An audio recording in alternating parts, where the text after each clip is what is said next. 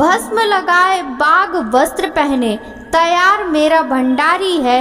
यह गरज बूंद बारिश है, यह भोले ने जटा संवारी है। जय भोलेनाथ की। सभी भक्तों को सादर प्रणाम। भक्तों, आप नियमित प्रातः 5 बजे हमारे चैनल पर श्रावण मास महात्म्य की कथाएं श्रवण करते हैं। साथ ही प्रातः 5:30 बजे शिव महापुराण की कथाएं भी श्रवण करते हैं। यदि अभी तक आपने चैनल को सब्सक्राइब नहीं किया है तो अवश्य ही कर ले, साथ ही बेल आइकन भी प्रेस कर ले, जिससे आने वाले हर नए वीडियो का नोटिफिकेशन आपको तुरंत ही मिल सके। श्रावण मास महात्म्य के कल के अध्याय में आपने श्रावण मास में दोनों पक्षों की एकादशी के व्रत का वर्णन तथा विष्णु पवित्रारोपण की विधि का रसपान किया था। भक्तों, आज के इस अध्याय में श्रावण मास में त्रयोदशी और चतुर्दशी को किए जाने वाले कृत्यों का वर्णन की कथा का रसपान करेंगे। तो चलिए भक्तों, वीडियो शुरू करते हैं।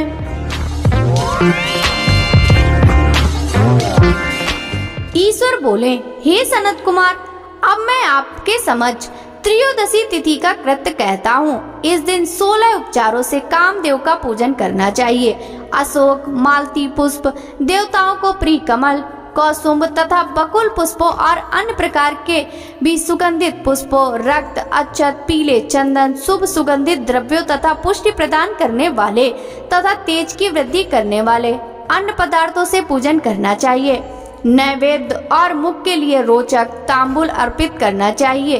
तांबूल में चिकनी उत्तम सुपारी, खैर, चूना, जावित्री, जायफल, लवंग, इलायची, नारिकेल के बीज के छोटे टुकड़े, सोने तथा चांदी के पात्र, कपूर और केसर, इन पदार्थों को मिलाना चाहिए। मगध देश में उत्पन्न होने वाले श्वेत वर्ण के पके हुए पुराने दृढ़ तथा रसमय तांबूल संबरासुर के शत्रु कामदेव की प्रसन्नता के लिए अर्पित करना चाहिए। उसके बाद मोम से बनाई गई बत्तियों से कामदेव का निराजन करें और पुनः पुष्पांजलि प्रदान करें। इसके बाद उनके नामों से प्रार्थना करें, जो इस प्रकार से हैं। समस्त उपमानों में सुंदर तथा भगवान का पुत्र प्रद्युम्न, मीन केतन, गंधर्व, अनंग, मनमथ, मार, कामात्म संभूत, झस केतु और मनोभव कस्तूरों से सुशोभित, जिनका वक्ष स्थल आलिंगन के चिन्हों से अलंकृत है। हे पुष्प धनवन, हे संबरासुर के शत्रु, हे कुसुमेश, हे रतिपति, हे मकर ध्वज, हे पंचेश, हे मदन, हे समर, हे सुंदर, देवताओं की सिद्धि के लिए आप शिव के द्वारा दग्ध हो गए। उसी कार्य से आप परोपकार की मर्यादा कहे जाते हैं। आपके दिग्विजय करने में वसंत की सहायता निमित्त मात्र है। इंद्र दिन रात आपका मनोरंजन करने में लगे रहते हैं, क्योंकि अपने पद से च्युत होने की शंका में वे तपस्वियों से भयभीत रहते हैं। आपके अतिरिक्त दृढ़ मन वाला कौन है जो शिव जी से विरोध कर सकता है? परम ब्रह्मानंद के समान आनंद देने वाला आपके अतिरिक्त दूसरा कौन है? तथा महामोह की सेनाओं में आपके समान तेजस्वी कौन है? अनिरुद्ध के स्वामी और मलय गिरी पर उत्पन्न चंदन तथा अगुरु से सुवासित विग्रह वाले जो देवेश कृष्ण पुत्र हैं, वह आप ही हैं। हे शरतकालीन चंद्रमा के उत्तम मित्र, हे जगत की सृष्टि के कारण, जगत पर विजय के समय दक्षिण दिशा तथा पनवन देव आपके सहायक थे। हे नाथ, आपका अस्त्र महान, निष्फल न होने वाला, अत्यंत दूर तक जाने वाला, मर्म स्थल का छेदन करने वाला, करुणा शून्य तथा प्रतिकार रहित है। सुना गया है कि वह अत्यंत कोमल होते हुए भी महान क्षोभ करने वाला और अपने तुल्य पदार्थ को भी दर्शन मात्र से क्षुभित करने वाला है।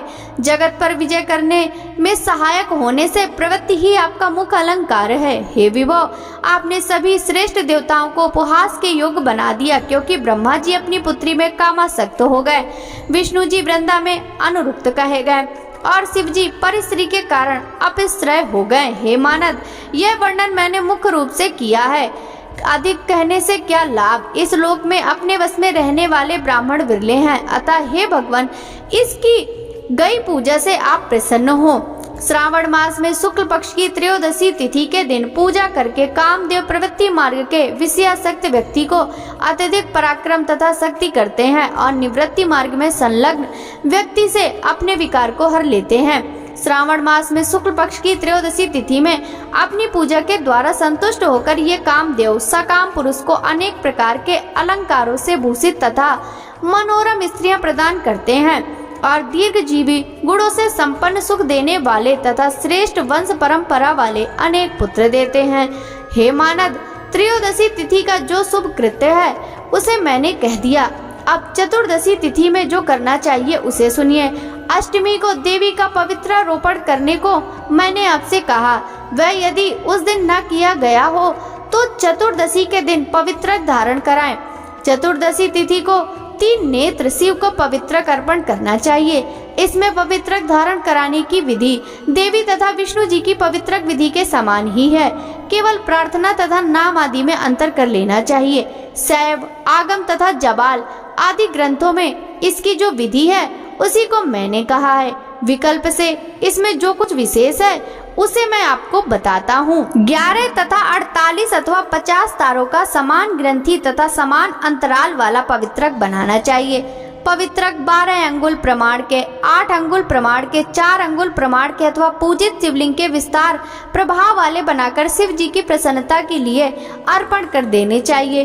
विधि पहले बताई गई है, फल आदि पहले कहे जा चुके हैं। जो इस व्रत को करता है वह कैलाश लोक प्राप्त करता है। हे वत्स, मैंने यह सब आपसे कह दिया, अब आप और क्या सुनना चाहते हैं? इस प्रकार श्री स्कंद पुराण के अंतर्गत ईश्वर सनत कुमार संवाद में श्रावण मास महात्म्य में त्रयोदशी चतुर्दशी कर्तव्य कथन नामक 20वां अध्याय पूर्ण हुआ।